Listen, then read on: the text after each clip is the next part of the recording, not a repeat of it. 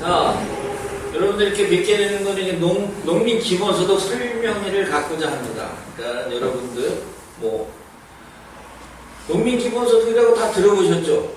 네. 예.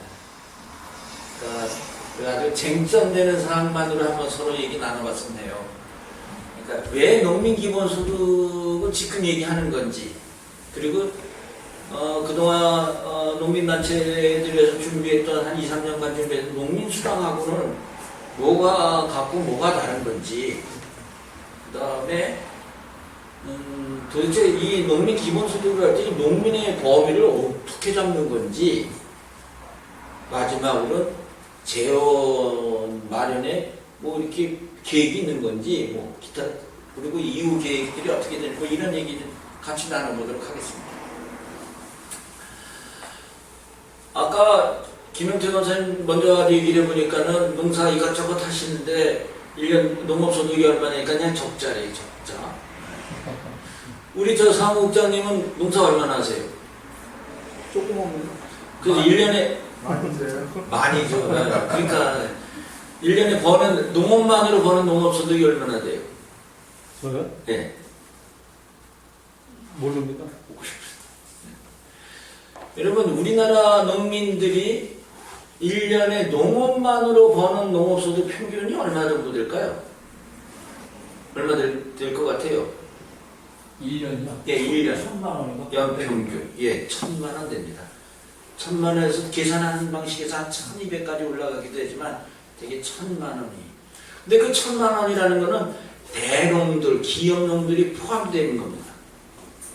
대농들, 기업농이 포함되어 있기 때문에 우리나라 대농이라면 약 한 3헥타르 이상, 그러니까 한 10,000평 이상의 농지를 소유하거나 농사를 지는 사람을 되게 대농이라고 하는데, 그들이 우리나라의 약 한 8% 채 안 돼요.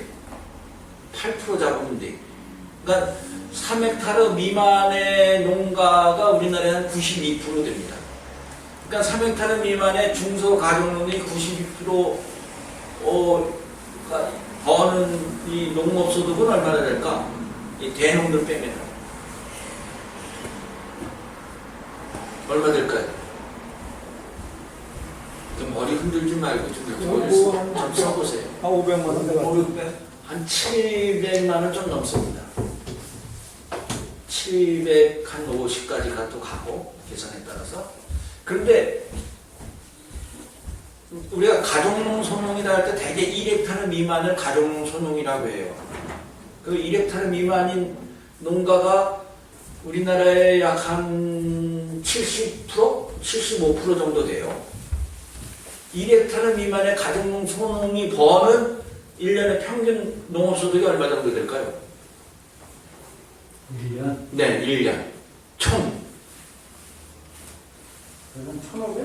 야, 뭐요? 아까 다 합쳐서 기업농까지가 1,000만 원이고, 이제 중농까지 포함해서 750인데, 이제는 가족농들 1헥타르 미만. 이현 목사가 논리적인 줄 알았는데 그렇진 않네. 알고 들었어요. 예, 450 정도 됩니다. 450. 그러니까 450 가지고 생각될까요? 이 450만 원 버는 사람들이 전체 농민이 한 70%가 넘어요. 한 75% 사이 이 정도 됩니다.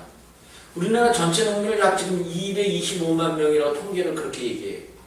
근데 실제 농사 짓는 사람들은 이거보다 작죠. 왜냐하면 이 225만 명에는 학생들도 다 들어가 있으니까. 그러니까 이거 가지고 먹고 살 수가 없으니까 뭘 해야 돼? 밖에 나가서 벌어야 되는 거예요. 아르바이트 해야 되고, 막 여기저기서 뭐 돈 버는 기회만 있으면 특히 나가서 돈을 벌어야만 됩니다. 우리나라가 여러분들 5030 클럽에 가입한 거 아세요? 5030은 인구 5천만 이상, 개인소득 3만 불 이상 나라. 우리나라가 일곱 번째 나라가 됐어요.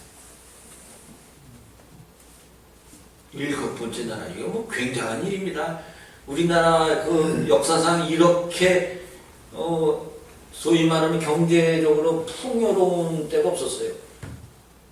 그런데 나라는 뭐 3만 번 이상이 되고 5030 세계에서 7번째 국가가 되었는데 농민의 삶은 그만큼 나아졌냐는 게, 이 소위 국력이 신장된 만큼 농민의 삶도 같이 올라갔느냐 하는데 그때는 퀘스천이 맞다.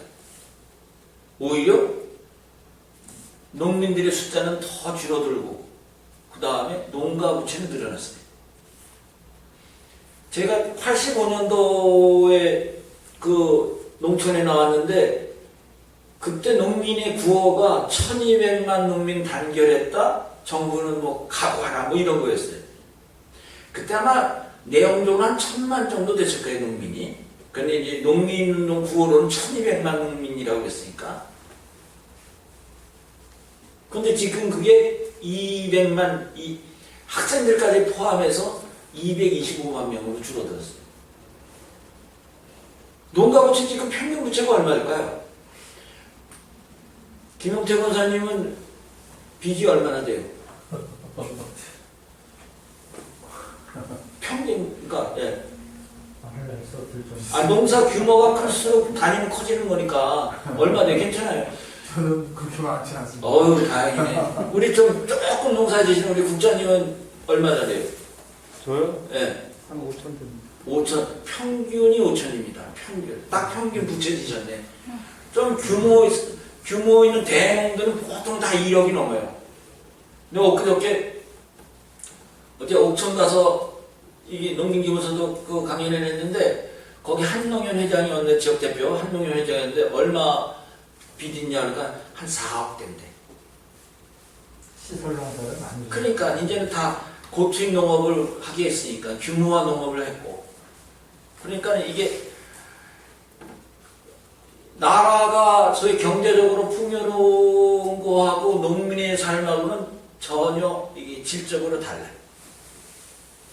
최근에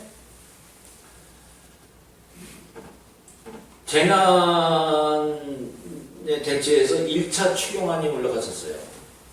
1차 추경안에 농업 예산에 니은도 안 들어갔댔어.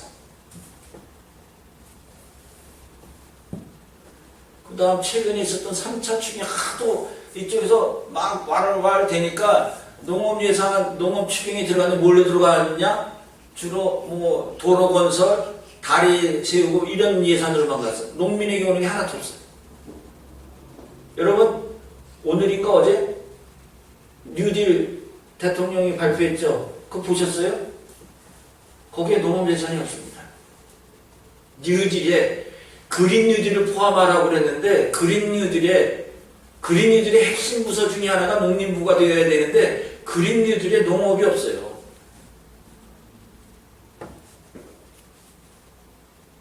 뭐 이거 엄청난 일인데 정말 뭐 나는 아유 뭐 이게 현실입니다. 우리가 그러니까 농민들은 먹고 살 길이 없어요, 실지. 그냥 정부가 시키는 대로 했는데 뭐 그렇게 빚 늘어나고 정부는 규모화 농업을 했어요. 그래서 우리가 6월 파동이 몇 년도 시작했죠? 92년도인가? 91년부터 해서 93년에 이제 협상이 타결됐을 거예요. 그때 6월 겪으면서 사람 이제 그 외국 농축산물 들어오기 막 시작을 하는 거 아닙니까? 이제 빗장을 열어줬잖아요. 뭐 물론 그 전부터 열게 했지만 그러는 가운데서 농민의 삶은 그러니까 국가 예산이 늘어나는 만큼 농정 예산도 같이 늘어나고 뭐 그러니까 그 우리가 그랬잖아요. 어쨌건 외국의 농산물을 우리가 전자제품과 이런 거 자동차를 팔아먹으려면 외국에서 농산물을 수입해야 된다. 그래서 대신 뭐 농민에게 무슨 많은 혜택을 좀 뭐 준다고 그랬잖아요. 근데 뭐 그게 없잖아요. 근데 내용적으로는 김영삼 정부 이후로 쭉 보면요, 매년 그 농촌의 예산이 한 5조 정도가 그냥 들어왔어요. 기본 농촌 예산 빼놓고도. 무슨 뭐 돌아오는 농촌을 만들겠다 뭐 하겠다 해서 평균 보니까 5조 정도가 들어왔더라고. 근데 그들은 어디로 갔을까? 농기계 밥값으로 사는 농기계 상위계 갖고 또 자재. 예, 자재, 뭐 농기계사, 그 다음에 개발업자 가고 최근에는 기획사들에 가고 우리나라 청와대 농정비서관이 기획사 대표가 갔어요.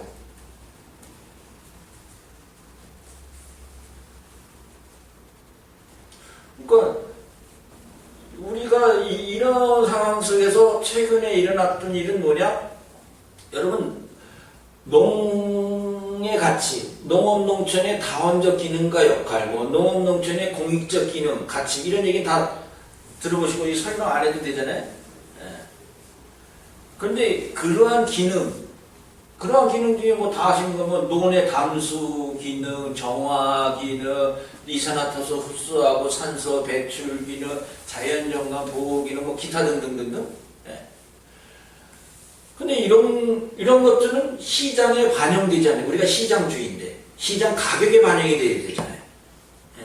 그러니까 이 텀블러 만드는 데는 원료부터 시작해서 모든 게 이 업자의 이익금까지 다 들어가 있어요. 이 가격에. 그런데 우리 농산물에는 이렇게 시장에 반영되지 않는 가치 가격들이 있더라. 그걸 어떻게 할 건가? 그래서 나온 것이 농민수당이 나왔어요. 이런 그 농업농촌의 공익적 기능과 역할, 이 농업농촌의 이런 가치들을 시장에 반영되지 않으니까는 이걸 사회적 보상으로 농민에게 수당이라는 개념으로 주자 했고, 그래서 한 3년 전부터 전농이 중심이 돼서 일이 시작했어요. 그래서 광역단위, 이제 실제 전농이 광역단위 들어가기 전에 저 해남부터 해가지고 기초단위가 일을 시작했어요. 기초단위가 농가당 월 10만원씩 주기로 많이 줍니다. 제일 많이 주니까 월 10만원씩 줬어요. 그래가지고 이제 전농구에서 준비를 해가지고 막 들어오고 싸우고 그러면서 해갔는데 전북에서 뭐 어떻게 타결됐냐면 10만원을 주장인데 월 5만원이 타결되고 이 월 5만원 타결된 게 이후 광역단위 조례의 기준이 됐어요. 대개 다 월 5만원이에요. 근데 이것도 월 5만원이 뭐냐? 농민당 주는 게 아니라 농가당 줘요. 전재훈 목사님 이번에 그 재난지원금 받았죠? 누가 받았어요? 네. 저거니까 세대주가 줬잖아요. 네. 그래서 얼마 받으셨어요? 100만. 네 4인 가족이네? 그럼 25만원씩 나눴어요? 그럼 어떻게 해서 내가 다 알아서 써주는 거야? 일단 돼지갈비 같이 먹고 끊겼어. 그리고 이제 뭐 교육장 가정에 들어가는 거를 네, 뭐 그러니까 이 세대주의에 들어가면은 이런 일들이 벌어지는 거예요. 네? 그때 이제 이 농민단체들은 왜 농가 세대주로 갔냐면은 이게 농민의 개념을 잡는데 농민단체도 이거 너무 복잡하다. 그래서 어떻게 정리했냐면은 농가 경영체 등록된 사람으로 하자. 우리나라 정부의 이 농정의 중심이 농가단이에요. 그래서 농가 경영체 등록된 자로 하자는데 거기에 뭐라고 했냐면 이 얘네들이 가로 열고 경영주 가로 닫고. 그래서 그 경영체 그 경영주 우리로 보면 세대주가 들어간 거예요. 전현홍 보고 야, 니네가 정신 나가지 이런 걸 왜 전농하고 합의해 줬냐고 그러니까 자기네는 합의해 준 적이 없대. 합의해 준 적이 없는데 모든 이 농민 수당 하는 데는 늘 전농 나오면 전현홍이 같이 나왔으니까. 최근에는 이제 충남이 80만원, 강원이 70만원. 근데 이게 농가당이다 농민당이 아니니까 이재명 지사가 똑똑하니까 우리는 농민당 주는 걸로 하겠다. 이제까지 농민수당 이름으로 줬던 농가수당을 주지 않고 그래서 이름 농민기본소득으로 하겠다 했고 뭐 이재명 지사는 또 이렇게 농촌 주민소득, 농촌 기본소득을 실험을 하겠다. 뭐 이제 그래서 예산은 잡아놨어요. 강원도가 내후년에 지출해주는 걸로 농민당 10만 원을 잡았어요. 그래도 강원도 내후년이라 하더라도 뭐 어쩌고 농민당, 농가당이 아니라 강원도는 70만 원씩 주기로 했는데 시장군수 협의회에서 내년으로 연기하자, 우리 돈 없다. 그래서 막 농민들 시위하고 있고, 충북은 주민발의해서 다 올렸는데 도지사가 기분 나쁘다고 안 해주고 있고, 지금 통과를 안 시키고 그냥 홀딩 시키고 있고, 뭐 이런 상황입니다. 근데 똑같은 농업의 공익적 기능과 역할을 가지고 낸 것이 공익형 직불제입니다. 여러분, 공익형 직불제 올해 받으시는 분 계세요? 없네. 이제 신청한 거죠. 예, 이제 신청하셨어요? 그렇죠. 얼마 받으세요, 그러면? 대략 예산. 모르죠. 많이 줄었죠. 자, 공익형 직불제는 똑같은 거예요. 그러니까 이 작년, 재작년인가? 농민들이 저 청와대 앞에서 단식했어요. 수십일을. 3사람이 시작했던 건데, 그래서 그 결과로 농특위를 얻어냈어요. 국회에서 청와대 직속으로 농업특별위원회 꾸리는 걸 국회에서 통과시켜서 농특위가 조직이 됐고, 그 농특위가 농정에 전환을 하겠다고 해서 제일 1호로 내건 게 공익형 직불제를 내걸겠다고 하고, 농림부도 맞장을 치서 우리 공익형 직불제 가겠다 해서 예산이 한 1조가 넘는데 2조는 채 안 되고, 그 예산이 그냥 순식간에 통과가 됐어요. 농업농촌의 공익적 기능을 위해서 했는데, 여기에는 이게 다 유럽에서 하는 제도니까 어떤 게 있냐면 상호 준수의 의무가 있어요. 소위 친환경을 하면 친환경을 하는 게 검증되어야지만 돈을 줘. 여러분들 우리 영화 같은 거 대보면 스위스 사람들 뭐 이쁜 옷 입고 춤추고 뭐 이건 뭐지? 우 하는 노래 하는 거 뭐지? 요들송하고 그러잖아요. 쟤네들 왜 농사는 안 짓고 저런 거 할까? 그런 생각 안 들어보셨어요? 왜? 그들은 왜 할까? 그걸 해야 직불금이 나와. 마을에 꽃길을 만들어줘야 또 직불금 나오고, 상호 준수 의무가 있어요.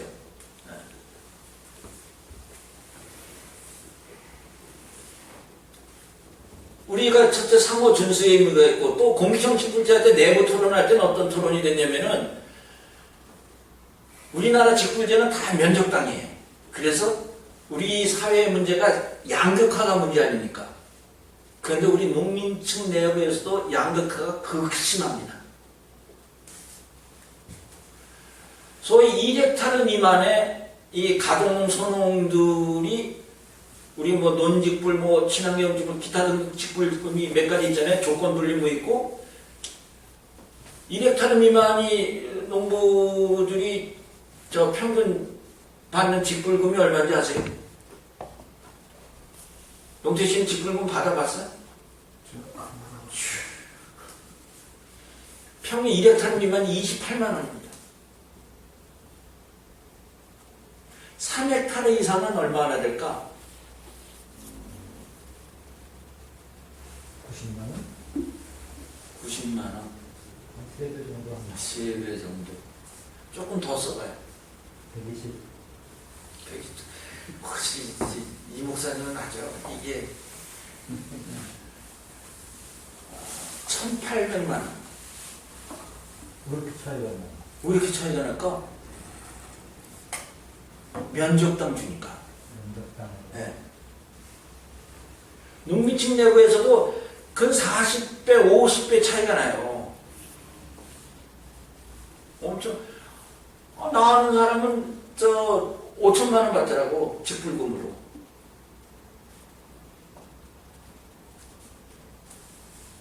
그래서 이런 거를 줄이고자 어떻게든지 농민층 내부의 양극화를 좀 해소하기 위해서 뭘 했냐면은 0.5헥타르 미만의 농가들, 그러니까 약 1,500평 미만의 농가들에게 1년에 무조건 매달 10만 원씩 120만 원을 주겠다. 그리고 면적당으로 가는데 일정한 면적 되면서 이렇게 꺾겠다. 내고 가파른 거 아니야? 네. 올라가는데. 가파르니까 여기서부터 이렇게 어느 정도 면적이 되면 이렇게 하겠다 했는데, 그래서 하후 상박의 제도를 만들겠다. 땅이 적은 사람들에게는 이 직불금 그 퍼센티지를 많이 주고 땅이 많은 데서부터 좀 줄여나가겠다. 뭐 이게 원칙이었는데 발표된 거는 하후 상후가 됐어요. 그대로 쭉. 이유가 뭘까? 대농들의 반격. 대농들의 반격에 이 정책기관자들이 견디지 못한 거죠.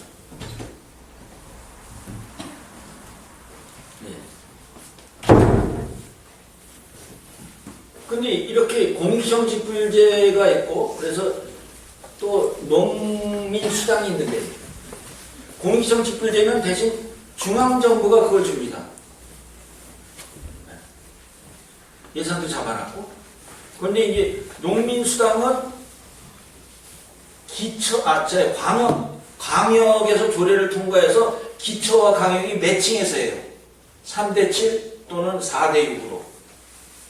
해서 내주는 거예요. 근데 농민 기본소득은 중앙정부에서 하자라는 겁니다. 중앙정부에서 뭘 통해서? 입법을 통해서 하자.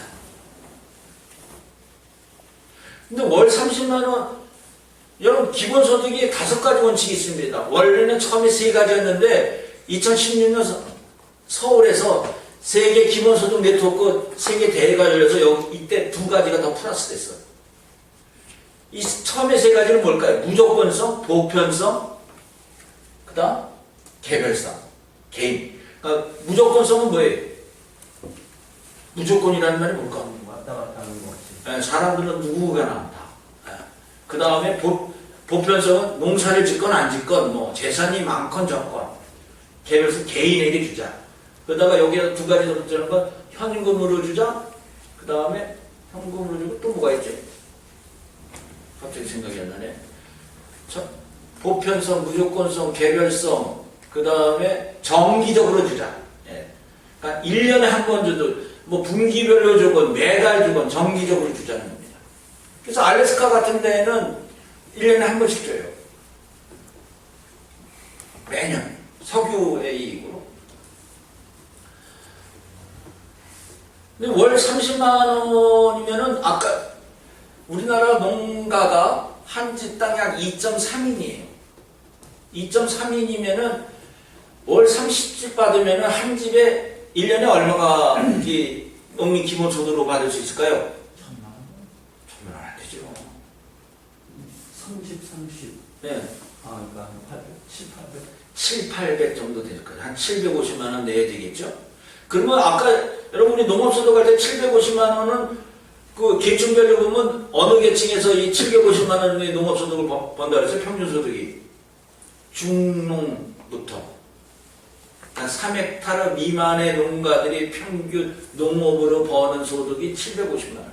그 정도 돈이 들어온다는 거예요. 그러면은 다 우리가 먹고 살려고 하는 건데, 그러면은 정말 뭐 농약 덜 쓰는 농법 할 수 있겠고, 뭐 종자도 내가 골라서 하는 그런 농법도 할 수 있고, 뭐 내가 할 수 있는 소위 농부의 권리, 농부권을 행사할 수 있게 되지 않겠어요? 근데 또 뭐가 하냐면, 그렇다면 뭐 그때 농민은 어디까지를 농민으로 할 건가 하는 겁니다. 농민은 저희는 농가 경영체에 등록된 모든 사람으로 하자. 경영주만이 아니라 농가 경영체에 등록할 때 제가 우리 아내, 우리 아이를 또는 이주 노동자를 했으면은 그 이주 노동자까지 다 등록된 자로 하고 그들에게 농민 기본소득을 지급하자는 겁니다. 첫째. 둘째 뭐냐? 이 농가 경영체에 등록 여러분 다 하셨어요? 이 농촌 목재들 이거 빨리 해야 됩니다. 300평 있으면 돼요. 이게 자가 소유 아니래도 임대해도 됩니다. 근데 임대하면 잘 안 해줘요. 이거 팔아먹을 때 뭐 세금 많이 먹고 어쩌다 저쩌다 해서. 근데 어쨌건 농가 그래서 안 해주기 때문에 등록을 하지 못하는 청년 귀농이나 뭐 자가 이렇게 그 사람들이 있을 겁니다. 그들은 어떻게 할 건가? 그들은 마을에서 위원회를 꾸려서 저 사람은 우리 마을에서 농사 짓는 사람이라는 걸 인정해주면 그들에게도 농민기본소득을 주자. 라는 거예요. 세 번째, 지금 우리가 농촌 사회는 이게 초고령 사회입니다. 65세 이상이 지금 이제 한 거의 50%가 돼요. 그러면 농사 그만두시는 연령이 지금 얼마나, 몇 살부터 그만두실까? 그래도 뭐 꼬라면 하시긴 하니까. 85세. 85세. 그러니까 80세부터 85세는 이제 농사 그렇게 수십 년 농사 짓고 그만두신 분들은 이제 농사를 안 지니까 농민기본소득에서 배제되어야 된다라는 의견도 굉장히 많았어요. 그럼 여러분 생각이 어떠세요?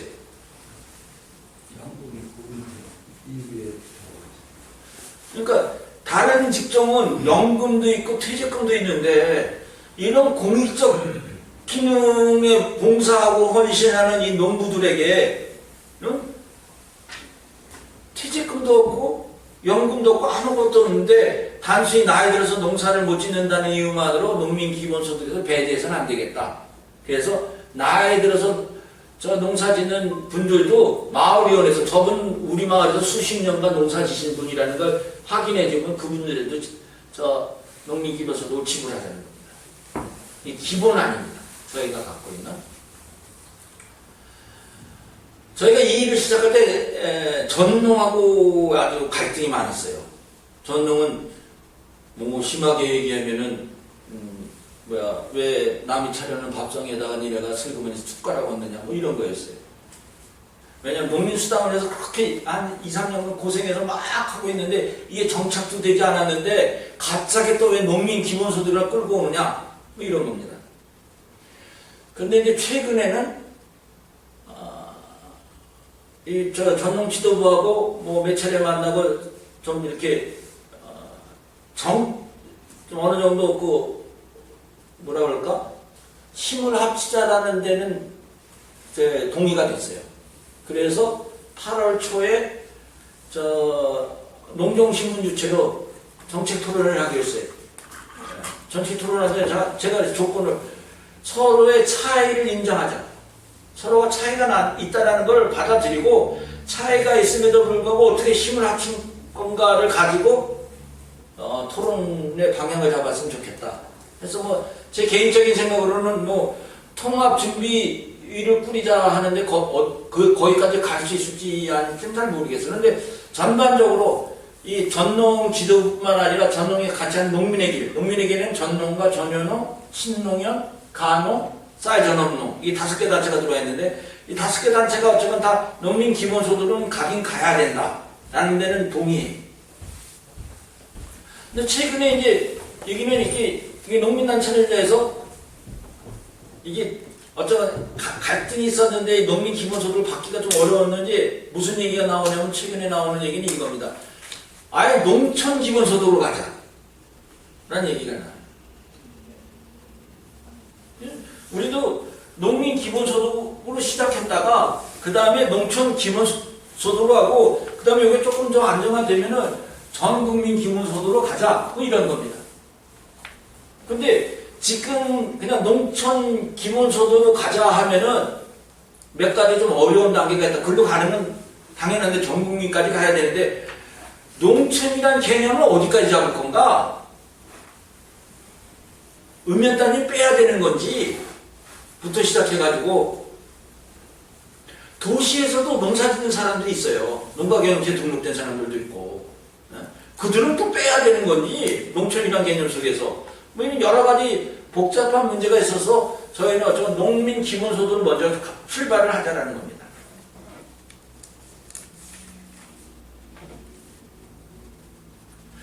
근데 사람들이 또 하나 얘기해요. 왜 농민만 어렵냐? 라는 문제 제기를 해요.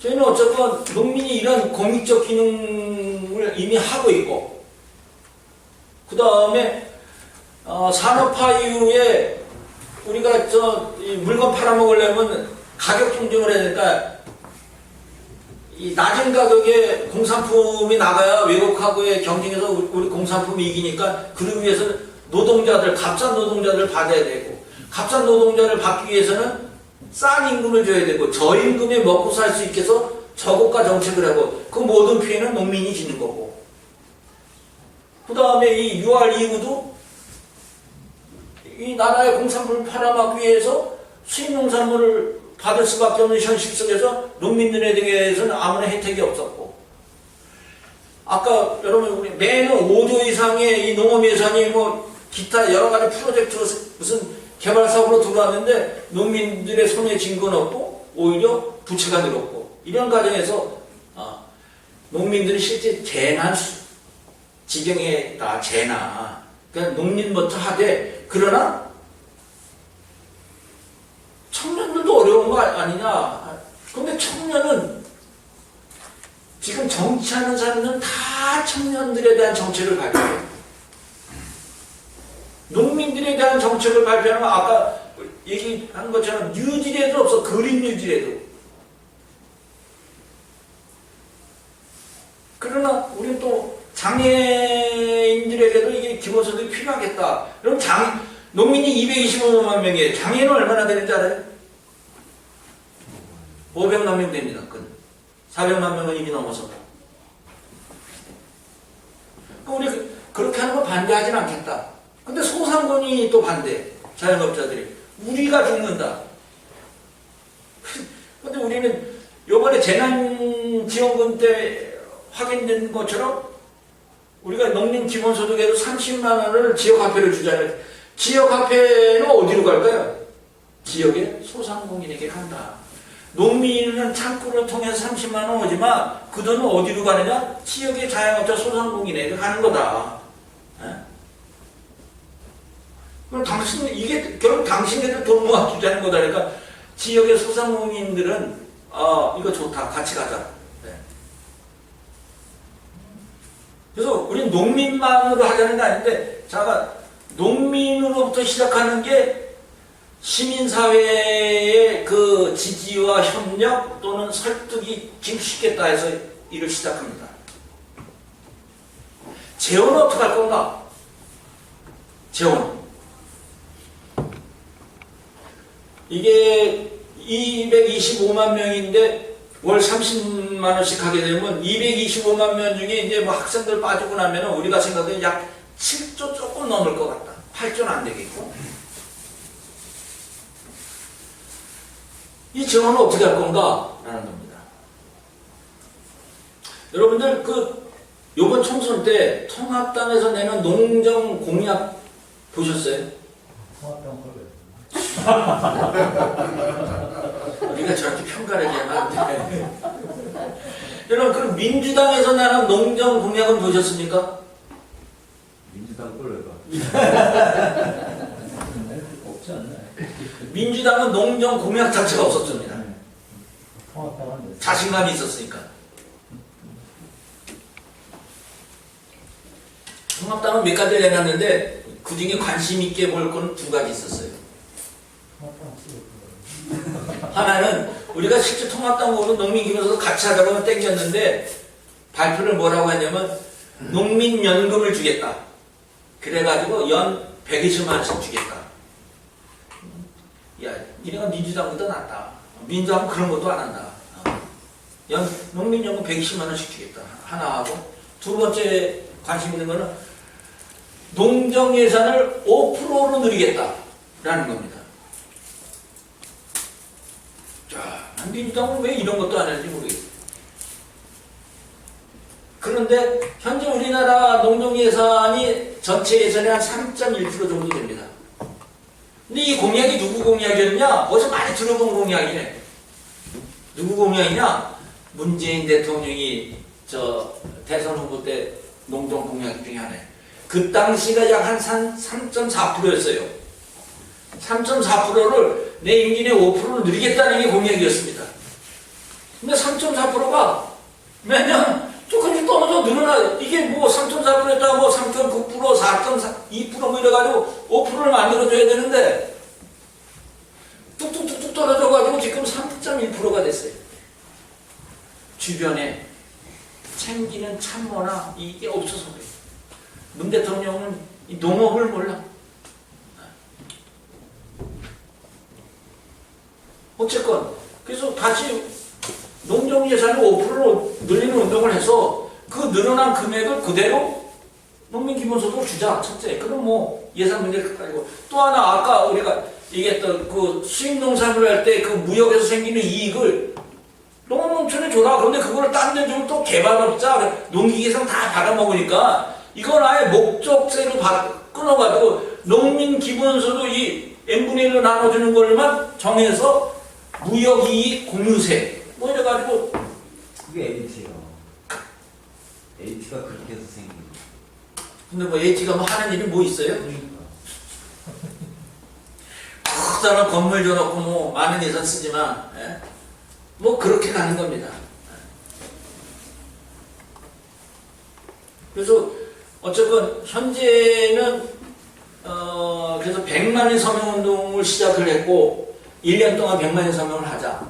그런데 요 서명 받는데 9월에 입법 청원을 들어가려고 합니다. 9월까지 우리가 최소한 20만 서명을 받고 그 다음에 우리가 이거를 위해서 지난 총선 때 5개 정당하고 정책협약을 했어요.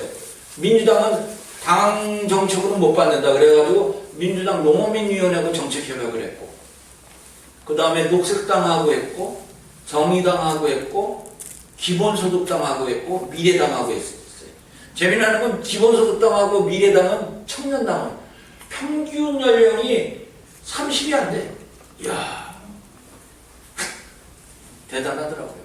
어쨌건 근데 이제 그리고 우리가 또 개별적으로 후보자들하고 정책협약을 했어요. 그 정책협약하는 후보 중에서 당선된 사람은 9명이 다 민주당이에요. 그리고 거기에 기본소득당 당원 그 비례대표로 올라가서 더불어시민당 갖고 그 다음에 이에 기본적으로 동의하는 저 나주의 신정훈이라고 있고 그 다음에 농어민 위원장 있고 그래서 12명이 있고 그래서 저희 생각에는 한 30명 정도, 30명에서 조금 더 오면 한 50명 정도 국회의원 연설명해가지고 9월에 입법청원 들어가려고 합니다. 그래서 이 일을 위해서 여러분들이 특히 서명 일에 좀 많이 좀 해주시고 이게 여러분 온라인 설명하는 거 다 아시죠? 이현 목사님 하셨죠? 기자회견까지 오신 분이 100만인 서명운동 기자회견도 오신 분이 아직 안 했습니까? 못했어요. 빨리 하시고. 아니 그거 서명하려고 들어갔는데 네. 못했어. 왜 못해요? 아니 그게 뭐 하여튼 내가 기억은 잘 안 나는데 쉽지 않아. 그래서 쉬워요. 근데 사람들이 거기서 이제 클릭해서 들어가면 뭐가 나오냐면 기본적으로 농민 기본소득에 대한 설명이 조금 있어요. 그 다음 장 들으면 서명하는 게 나오는데 서명하는데 전에는 소속을 집어넣게 소속하고 연락처. 근데 소속에 대해서 밝히고 싶지 않은 분들이 몇 분 있어요. 그래서 와서 이거는 필수가 아니라 선택사항으로 자기가 밝히고 싶은 분들은 밝히고 안 밝히고 싶은 사람은 그냥 안 해도 되는 걸로 바꿔놨습니다. 지금 여러분들 하세요. 이현 목사님 같은 경우는 한 1000명에게가 날라야 돼. 아니면 여기 있는 분들이 내가 그냥 한 사람만 하면 우리 10만인 서명도 안 돼요. 그래서 여러분들 이 일 해주시고 뭐 짤막하게 일단 제일 쟁점사항이라고 할까 궁금한 걸 중심으로만 얘기했어요.